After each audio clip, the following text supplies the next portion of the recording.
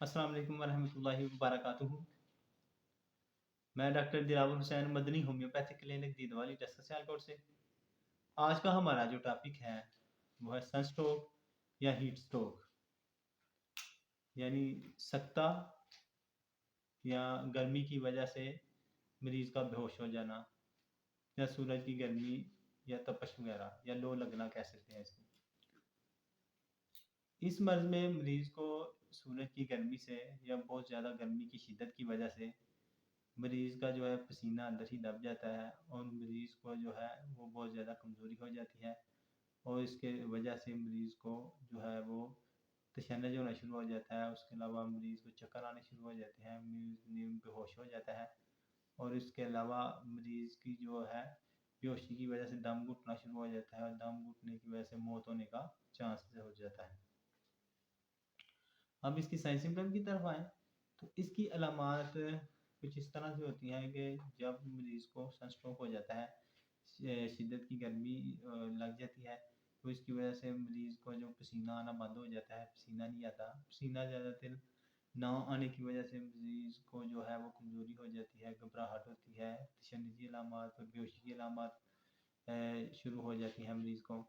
اور مریض جو ہے بہت زیادہ جو ہے چکر آ جاتا ہے، یہ چکر آ جاتے ہیں، اس کو بے ہوش ہو جاتا ہے مریض۔ تو اس کے علاوہ مریض کو جب تشنجی علامات ہو جاتی ہیں اور اس کے بعد فالج کی علامات تک مریض چلا جاتا ہے، اور اس کے علاوہ مریض کا دم گھٹنا شروع ہو جاتا ہے، اور دم گھٹنے کی وجہ سے موت بھی واقع ہو جاتی ہے۔ اب اس کی کازز کی طرف آئیں تو اس کی وجہ زیادہ گرمی، سورج کی بہت زیادہ روشنی، یا بہت زیادہ ہیٹ کی وجہ سے، یا بہت زیادہ گرمی میں کام کرنے کی وجہ سے، دھوپ میں کام کرنے کی وجہ سے یہ مرض ہو جاتا ہے، یا ریل گاڑی میں ریل میں کام کرنے کی وجہ سے، یا ریل کا لمبا سفر کرنے کی وجہ سے، گرمیوں کے دن زیادہ دیر دھوپ میں کام کرنے سے یہ مسئلہ ہو جاتا ہے، اور اس کے علاوہ بہت زیادہ جب گرم علاقے میں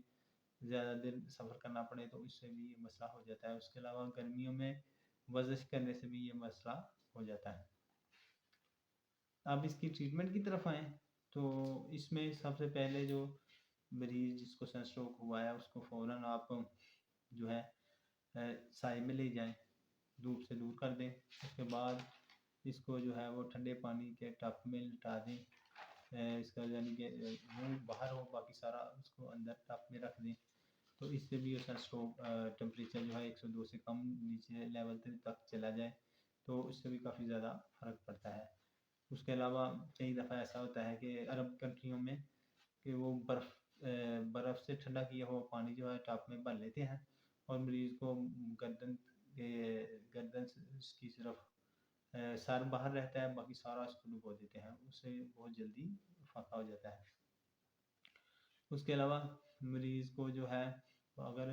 تشنجی علامات ہوں تو اس کو گرم پانی میں بٹھا دیں، ساتھ میں اس پانی میں ٹھنڈا پانی ڈالتے جائیں، تو اس سے بھی آہستہ آہستہ ٹمپریچر ڈاؤن ہوتا شروع ہو جائے گا۔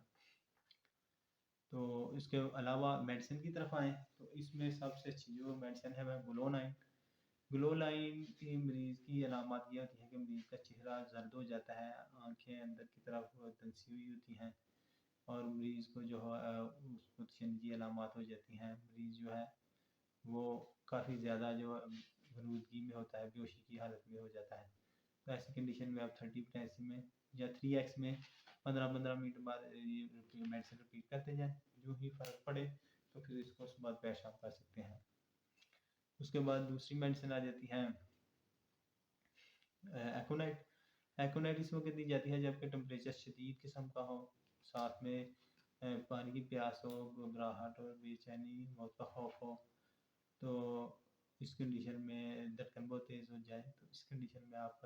ایکونائٹ جو ہے 3x میں یا 30 پوٹینسی میں دے سکتے ہیں۔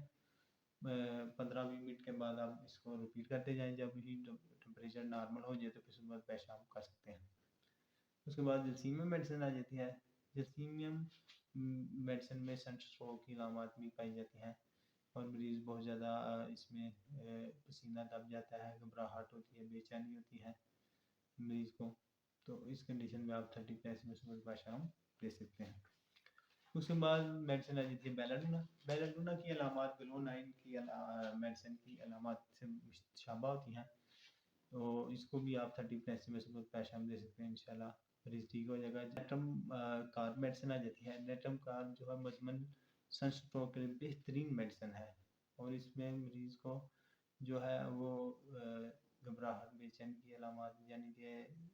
چکروں کی علامات بھی پائی جائیں گی. تو اس کنڈیشن میں آپ اس کو 30 پلیسی میں دے سکتے ہیں صبح پیشام، انشاءاللہ مریض ٹھیک ہو جائے گا. تو اس طرح آج کا ہمارا ٹاپک ختم ہوتا ہے. اگر اچھا لگا اسے لائک شیئر اور کمنٹس کریں، اور چینل کو سبسکرائب لازمی کریں تاکہ ہر نئے آنے والی ویڈیو آپ تک پہنچ سکے. اللہ حافظ.